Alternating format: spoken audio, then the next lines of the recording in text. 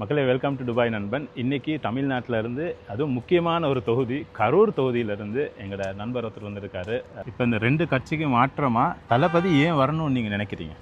அது 1996 நம்ம தமிழ்நாட்டோட மொத்த கடன் 18,000 கோடியாக இருந்தது.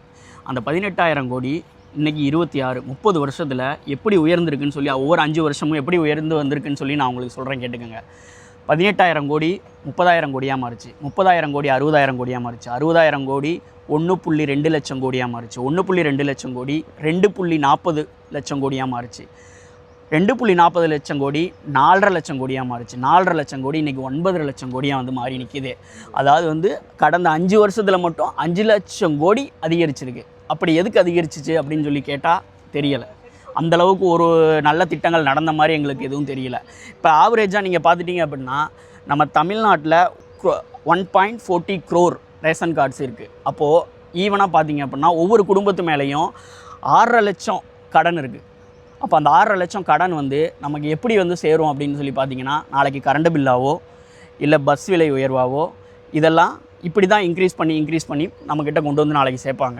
எவ்வளோ காசு கொடுத்துருக்காங்கன்னு பார்த்தீங்கன்னா, என்னோடய தொகுதியிலேயே இன்றைக்கி காலையில் ஒரு பார்ட்டிகிட்ட இருந்து 6,000, இன்னொரு பார்ட்டிகிட்ட இருந்து 3,000, மொத்தமாக இன்றைக்கி எங்கள் வீட்டில் 3 ஓட்டுக்கு இன்றைக்கி நாங்கள் கிடச்ச பணம் 27,000 ரூபா இன்றைக்கி காலையில் நாங்கள் ரிசீவ் பண்ணியிருக்கோம். எங்கள் வீட்டில் கொடுத்துருக்காங்க.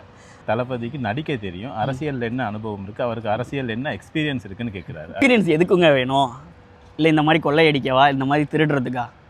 கெட்டது பண்ணக்கூடாதுன்னு நல்ல மனசு இருந்தால் போதும். அந்த மனசு தான் எக்ஸ்பீரியன்ஸு. இப்போது அவர் எவ்வளோ ப்ராப்ளத்தை ஃபேஸ் பண்ணி இந்த இடத்துக்கு வந்திருக்காரு. அதுக்காகவாவது நம்ம இந்த தடவை கண்டிப்பாக ஓட்டு போட்டாகணும். நம்மக்கிட்ட தான் ஓட்டு இருக்கே. அடுத்த 5 வருஷம் கழிச்சு இதே மாதிரி சரியில்லை, தளபதியே சரியில்லைனாலும் நம்ம வேறு ஆளுக்கு மாற்றி ஓட்டு போட்டு போகலாம். நம்ம இந்த ஒரு தடவை ஒரு சின்ன வாய்ப்பு கொடுத்து பார்ப்போமே தளபதிக்கு. 75 வருஷமாக 2 கட்சியை கொடுத்து பார்த்தோம் தானே இல்லையா? நீங்கள் சொல்கிறது சரியானது. 75 வருஷமாக கொடுத்தோம், ஒரு 5 வருஷம் கொடுப்போமே ஒரு வாய்ப்பு.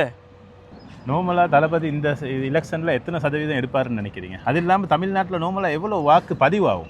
ரொம்ப அருமையான கேள்வி. இதை நான் கரெக்டாக சொல்கிறேன், கேட்டுக்கோங்க. 78% மேலே இது வரைக்கும் எந்த எலெக்ஷன்லையுமே ஓட்டு விழுந்தது கிடையாது தமிழ்நாட்டில். இப்போ வர ஏப்ரல் 23 ஈவினிங் 6 மணிக்கே நமக்கு தெரிஞ்சிடும் ரிசல்ட் என்னென்னு. ஏன்னா ஒருவேளை இந்த தடவை வெளிநாட்டிலேருந்து வந்தவங்க, வெளியூர்லேருந்து ஓட்டு போடுறதுக்காக போனவங்க, இவங்க எல்லாத்தையும் பர்சன்டேஜ் சேர்த்தா நம்ம இந்த தடவை 80, 85, 90 மாறும்போது அந்த 78க்கு மேலே இருக்கிற மொத்த பர்சன்டேஜும் தளபதி விஜய்க்கான ஓட்டு பர்சன்டேஜ். அதுக்கு மேலே நார்மலாக இருக்க மக்களில் ஒரு இந்த 78ல் 28% விழுந்தாலும் போது 40% ஓட்டு நம்ம வாங்கிட்டோம். அப்போது நம்ம வெற்றி உறுதி ஆயிடுச்சு. அதில் எந்த மாற்றமும் இல்லை.